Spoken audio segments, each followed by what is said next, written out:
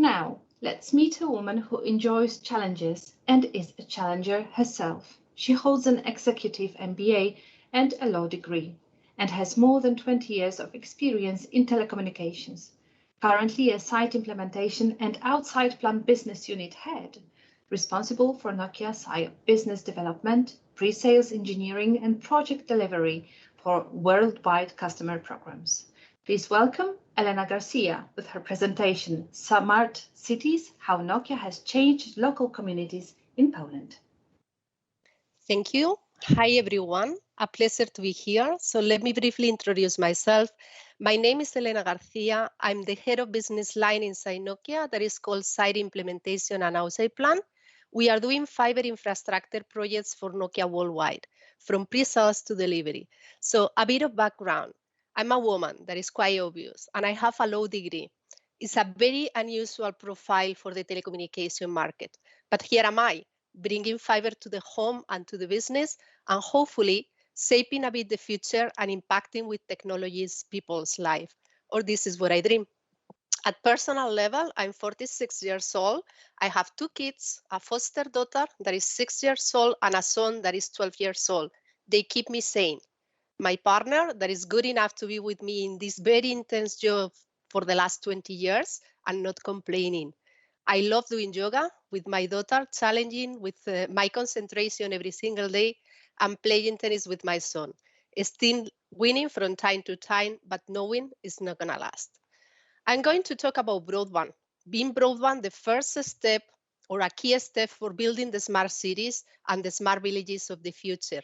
And what is even more important is the first step to transform people and communities' life. So let's start. What are we consuming today? So what is the bandwidth that is being required in a family? If we think about a family with 2 teens in the house, the mother is looking to a live sport event, the father is enjoying a Netflix series, and the daughter is checking most probably TikTok, and the son is surfing on the web in order to do some shopping. So if we sum everything up, it's very easy to reach the 100 megabits per second to satisfy families' experience. And this is happening right now in our own families. So let's talk about the future. Nokia Bell Labs is spending a lot of time and resources for understanding what the service of the future is going to look like, and particularly what is going to be the impact in speed and in latency. There are 2 typical examples: social media and game streaming. Cloud gaming is going to replace expensive consoles by data centers. They stream 4K resolution games to the smartphones, and they want to become the Netflix of gaming. Netflix itself is entering into that space as well. You are going to need only for that 30 megabits per second, on top of making sure that latency is reduced to single-digit milliseconds. We are moving very, very fast into gigabit society, very, very fast. So what happened with Corona during Corona lockdown? So the future just accelerated. So all the trends that we were commenting before are happening right now. Let's see what was the impact of Corona in the networks. If we look at the home trends, gaming increased 72% and at peak hours 400%. If we talk about streaming, we saw an increase of 12%, 60% in peak hour. WhatsApp, it was used 5 times more. If we look into the business, Zoom was used 10 times more. Teams, 37%. The use of the VPNs for business connection, 50% higher, and in peak hours, even 100% higher. So overall, fixed broadband networks increase 30%, mobile 20%, and mobile voice 40%, and so on and so forth. This is bringing quite a lot of challenges. And the first one is connect the unconnected and serve the underserved rural areas. This is the challenge that we are addressing with rural broadband plans.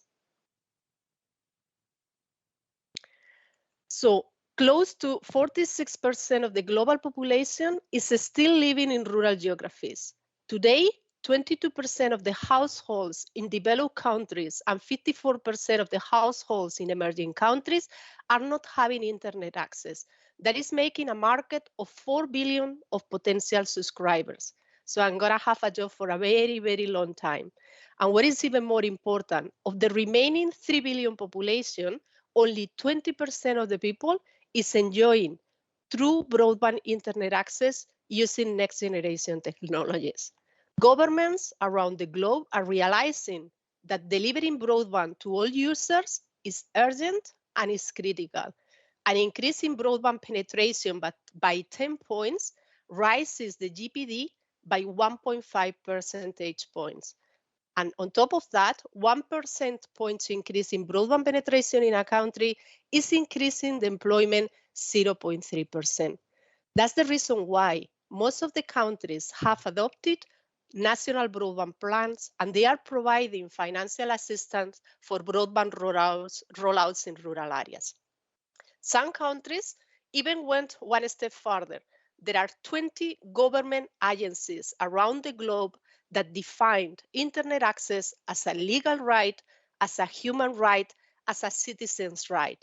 And I'm proud to say that Spain is one of them, but not the only one. So we have countries like Finland, like France, like, as I said, Spain, Greece, Switzerland, Estonia, or even Costa Rica.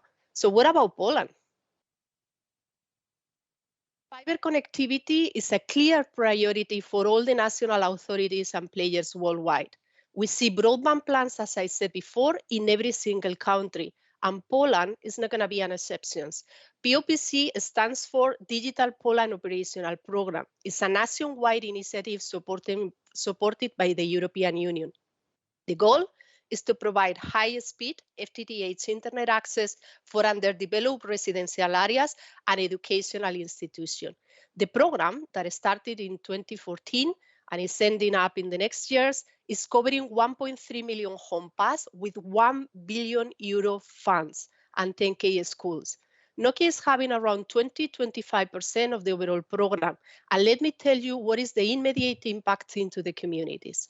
So in order to run this program, we had to create a design center with more than 150 resources. Those are engineers that are fully dedicated to design FTTH networks.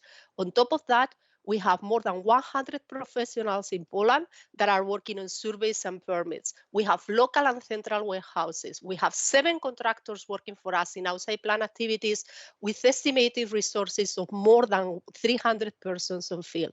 We have 70 project managers and support functions and more than 60 home connection teams that are having more than 100 resources doing home connections and increasing on yearly basis. And this is only for 20% of the overall program. This is the immediate game for rural zones. Now, what is the final purpose of this? Broadband connectivity, as I said before, is the first step or a critical step or the baseline for building the smart villages of the future. Villages that are improving quality of life of the citizens, that are stimulating the economic development and are making more attractive to live. This is what we call smart living. We are talking about connected signature, city applications to support tourism and culture, event notification, public Wi-Fi, cities that prevent or minimize the risk and impact of adverse events, including crime, accidents, environmental pollution, and natural disasters. This is what we call smart safety, smart CCTV, incident detection, crowd monitoring and control, emergency alerts and notification, smart care, assisted living, building and infrastructure monitoring, cities and villages that reduce the environmental impact, energy consumption, and carbon emissions. This is what we call smart sustainability, smart lighting, smart waste management, smart parking, traffic management, environmental monitoring. And this is just the start. The future is going to be defined by the new talent that is right now like you, thinking on what they are going to do with their lives. The future will be defined by the new generations, by your generation and the next generation to come. So let me conclude with one example. of a drastic transformation. This is a case in the city, this is a case of a city in the States. It's Chattanooga. 40 years ago, it was the dirtiest city in USA. You had to drive with your lights on during the day. It was the first city to build 1 gig network in 2010 and the first city to build 10 gig network in 2015. That was a new start. That was a new beginning that helped the city to create a new identity for itself as Internet boomtown. And let me give you just some examples. It has attracted big international companies to expand their business in Chattanooga. We are talking about Volkswagen or we are talking about Amazon. It's a catalyst for new technology and service innovation. They are creating a whole startup community. Gig Tank is the city's annual technology event for a startup developing ultra bandwidth business applications. And we are not talking only about the number of new jobs that were created, but it had the third highest wage growth in US for a mid-sized city. And some numbers to conclude. $200 million of new investment, more than $300 million of smart metering savings. We are talking about more than $800 million of net economic benefits and a city that was fully transformed. So let's see a video right now about this city.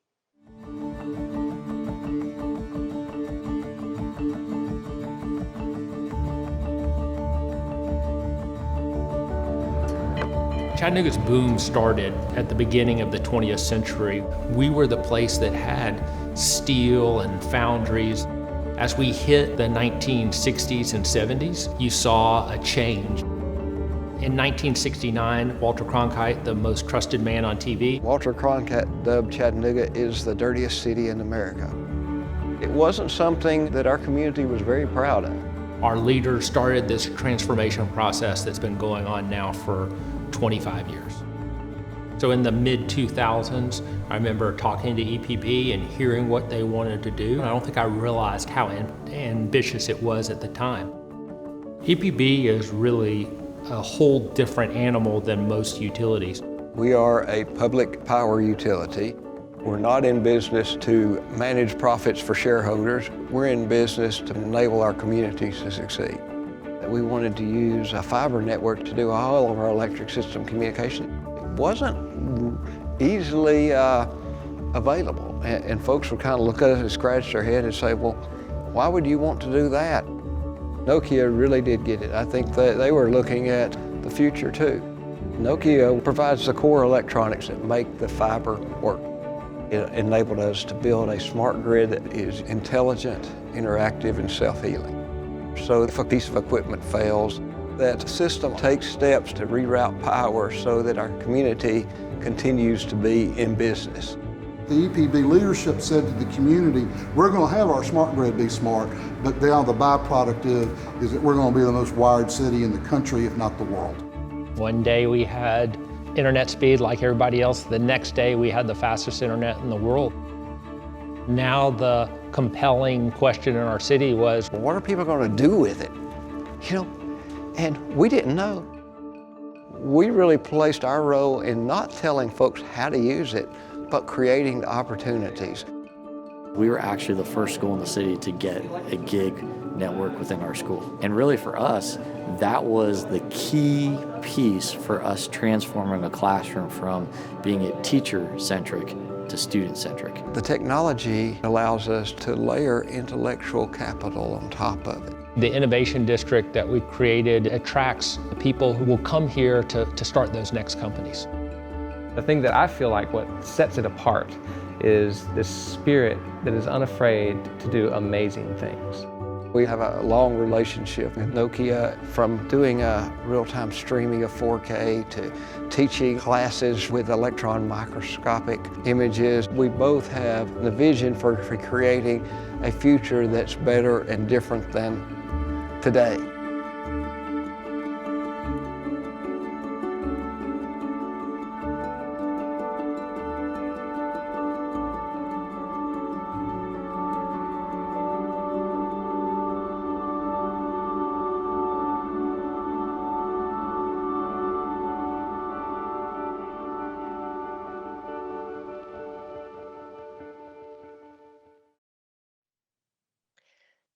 The success of these networks is the beginning, or is starting to open eyes around the world.